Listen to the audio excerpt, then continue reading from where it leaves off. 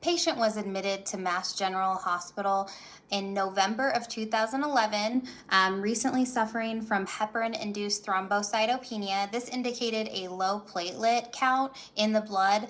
Basically, the patient is rejecting the heparin, and therefore that caused her to not make any more platelets. And we do need platelets to help our blood clot. So the doctor at the time thought it was appropriate to put the patient on a lepyridine drip. Lepyridine is a synthetic anticoagulant that can be given. It does have to be given at a certain rate and time, and certain time, and this is based on the amount present in the patient's blood. So there are lab tests that need to be done. So essentially, the patient was given this drip, and the patient, the doctor had ordered a certain amount for the patient. And what happened was, and this was to be infused over a specific period of time.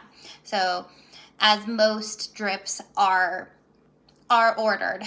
So what had happened is the lepyridine started at 9:13 p.m. on November 20th, 2010.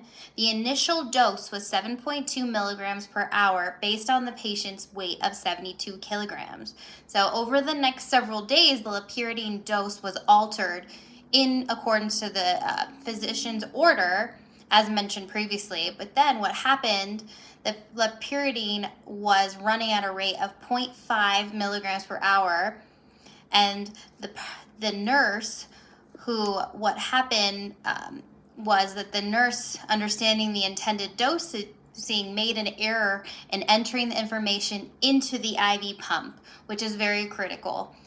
Then, after that had occurred, a blood sample was taken, and the sample came back as compromised. Instead of retaking the sample, the nurse did not tell anyone, and they just continued with the drip.